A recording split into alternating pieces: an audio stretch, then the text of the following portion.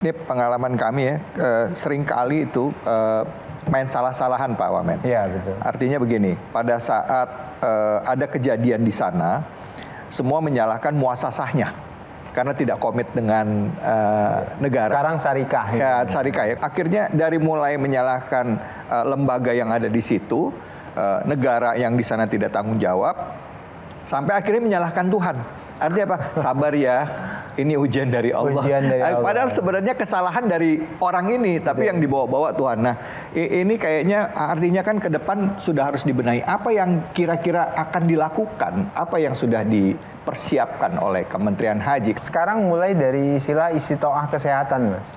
Jadi istitoah kesehatan itu jadi hal yang sangat penting. Karena pemerintah Saudi Arabia itu memberikan warning yang sangat serius karena penyumbang kematian tertinggi terkait ibadah haji itu Indonesia. 50% kematian di tanah suci itu adalah dari Indonesia. Tahun lalu 467 orang meninggal di Saudi. Tapi kemudian kita berhadapan dengan doktrin. Misalnya kalau meninggal di Saudi itu pasti masuk surga gitu. Ya, even kan doktrin apa yang disampaikan itu ada ajaran agama di satu sisi, tapi bukan berarti kemudian kalau kita sakit-sakitan kemudian memaksakan diri untuk berangkat di sana. Tapi kalau kematian gitu datang ketika kita sakit, ketika kita ingin berangkat, itu sudah bagian takdir yang sebenarnya sejatinya begitu. Tapi bukan berarti kalau Anda sakit-sakitan kemudian misalnya sudah gagal ginjal, sudah cuci darah stadium 5 misalnya, tapi masih memaksakan untuk berangkat di sana.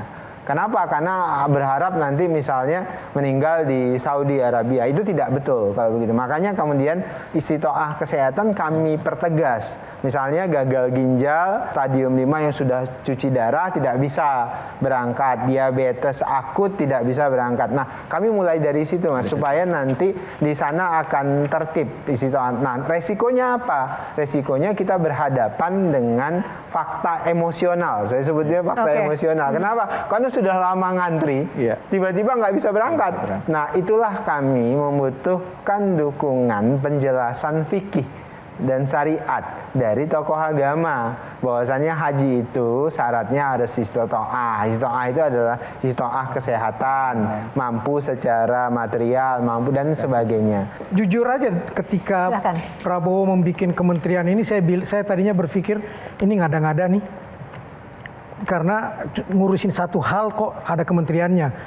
Tapi setelah mendengar tadi malah telat mendirikannya. Karena dari tahun 91 ketika saya berangkat haji, bisik-bisik seperti ini udah terjadi, udah terdengar. Mafia, kartel-kartel udah terdengar. Nah, yang menarik tadi kalimat begitu bicara kuota harus adil. Berat nih. Saya ingin disclaimer dulu. Jangan cuma artis dong yang ditembak.